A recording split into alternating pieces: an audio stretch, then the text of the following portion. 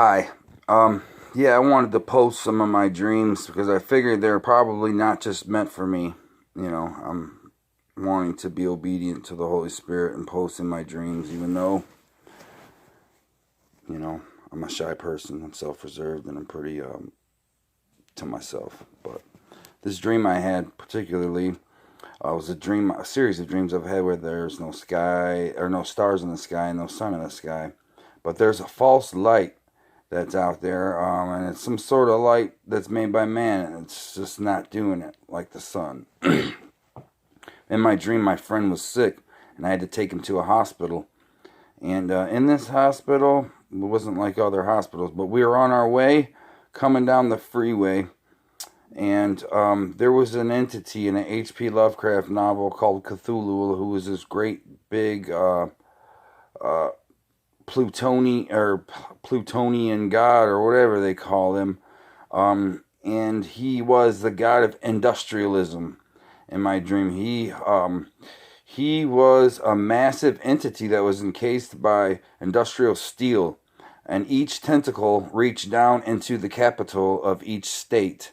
So he had these tentacles off of his body, and they were encased in this steel, and there's workings going on inside of him, some sort of industrial type of thing going on in him. Like he's like the god of industrialism, I guess the best way to explain it. And my dream, that's what I was thinking. And this big, huge thing, I didn't even know it was Cthulhu until I woke up from the dream.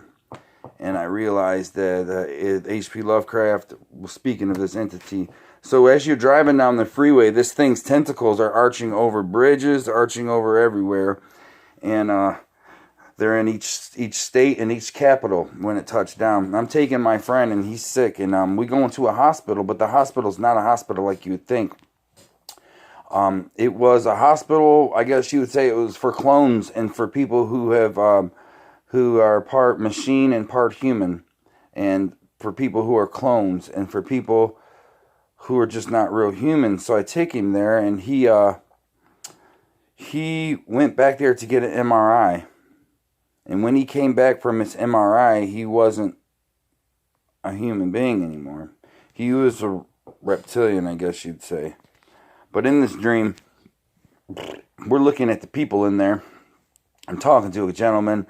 I'm like, hey man, how do I get back home? I'm taking my friend back out of the hospital. This guy's head opened up like a hatch, and his mouth and jaw opened flat, level like this. And outside of his melon and mouth, he didn't speak.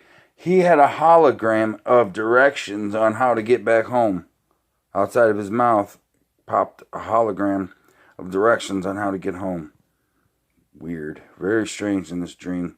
And in this dream, these children are being tormented and tortured in these hospital rooms, and they're being raped, and it was just really disturbing. Disturbing, not like a hospital like it should be.